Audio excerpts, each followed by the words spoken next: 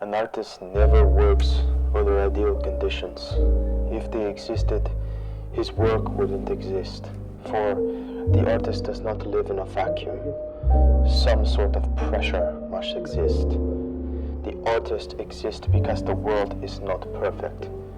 Art would be useless if the world were perfect, as man would look for harmony, but simply live in it. Art is born out of an ill-designed world. That's my attempt at some sort of accent that makes the quote sound a little bit cooler. So I went to yoga today, and my favorite part of yoga is when the instructor shares a quote at the beginning of class and the end of class.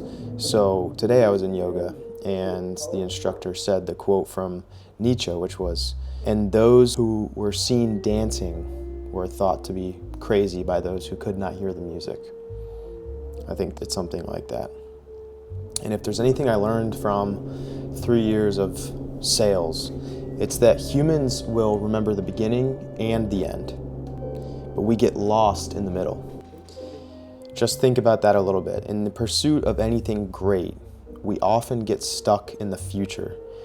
When I first started lifting 4 years ago, all I could think about 24/7 was the way that I would look in the future. And I obsessed all day about how I could just get jacked a little bit faster. I did a dirty bulk. I was eating a pizza every single day, drinking a massive, disgusting shake, and I ended up gaining about 30 pounds, and it messed up my hormones, messed up my health. I was breathing heavy just going up the stairs in my house. And this was all done in an effort just to speed up this process. All I was thinking about was the end or the summit.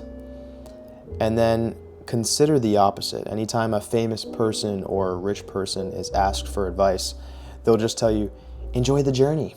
And that celebrity is at the summit, and they're reminiscing about the climb, the beginning. But why do we do this to ourselves?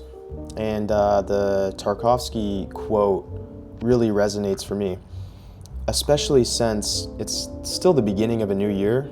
It's January right now. And a new year is in itself just a collective choice to shift our energy. A new year is just a reminder from the clock that life is continually passing before us, and it scares us for that reason. So then every time January rolls around, we decide this is our year. And quite beautifully, I must say, we band together. The beginning of a year is full of optimism. It's the beginning. How exciting, right? And as I said earlier, we always remember the beginning and the end, but what about the middle?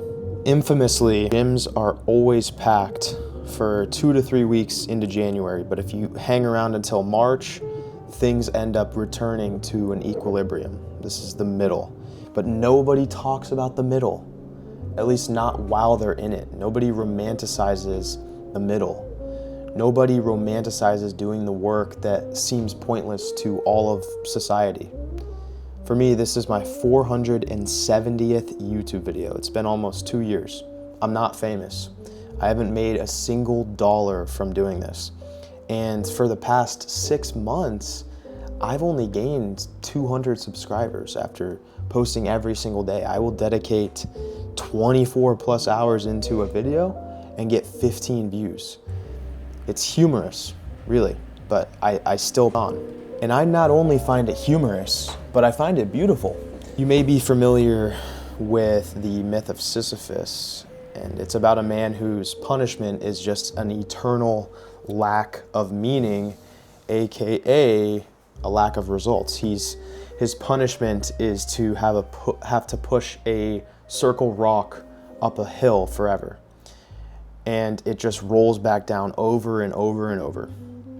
In Albert Camus' The Stranger and Myth of Sisyphus, you get a sense for what he calls the absurd, and it's just the notion that despite an apparent lack of meaning, you still press on. The way I see it, pursuing greatness in any endeavor, the gym, business, YouTube, fucking Rubik's Cube, whatever it is, it's art. But so often we pursue endeavors thinking that we will attain perfect conditions, perfect life conditions, perfect financial conditions, perfect relationships, etc. But really, what we want is born out of what we dislike. Tarkovsky, he explains, if ideal conditions existed for an artist, his work would not exist, for the artist doesn't live in a vacuum. Art exists because the world is not perfect. So let me repeat, everything we want is born out of that which we run from. All great books are born out of great pain. It's alchemy, it's the conversion of pain to action. And I wrote because for now I don't have any apparent reason to continue creating. I don't have any critical acclaim. I don't get loads of thank yous for all my videos. I get some and I greatly appreciate them, but that's okay. That's the point of this video. That's what we learned from Sisyphus. Even if your work has loads of meaning and one day you will reach generational success, oftentimes that's just not visible to us. The only way to actualize any dream is to continue into this abyss and embrace how unknown it all is. And laugh at it, literally laugh at it. I can only guess that dedicating your life to something will pay off in some way, even if it's not how you expect. I'm going to end with a quote from Nietzsche, and he says, "I know of no better life purpose than to perish in attempting the great and the impossible." Peace out, subscribe.